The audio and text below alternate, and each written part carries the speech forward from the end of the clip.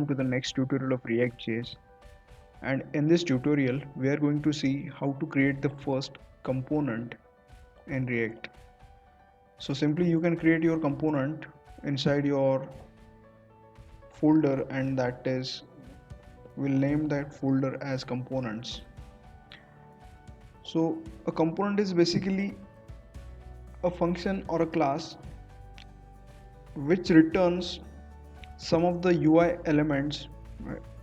So we'll create a first component and we'll name it as header comp. Let's say header component.js. So this is a header component JS file, and inside it we will first import some React library using this line, import React from React, and it will fetch all of the React libraries from the node modules section.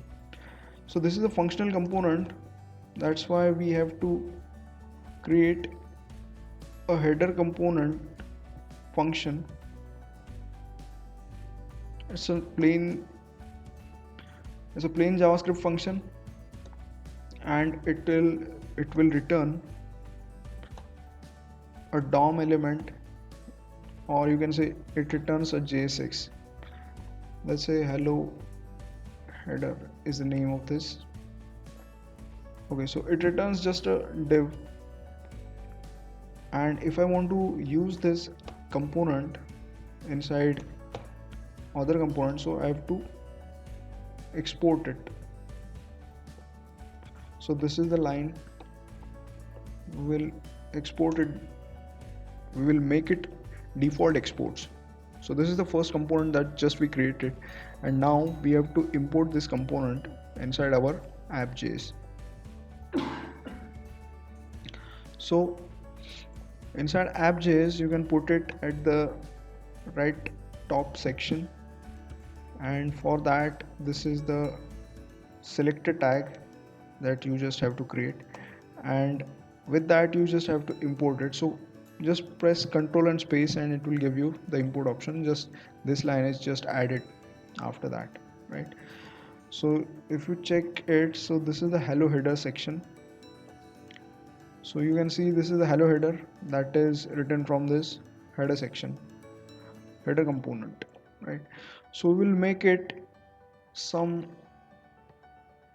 navbar kind of Bootstrap element. So you just search for Bootstrap, and for that you need to add some Bootstrap CDNs.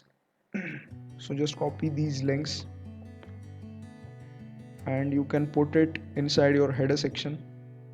Just paste it, and you can format your document to get the alignment. After that, inside your header component you can go to the documentation, and inside the components you can find the navbar.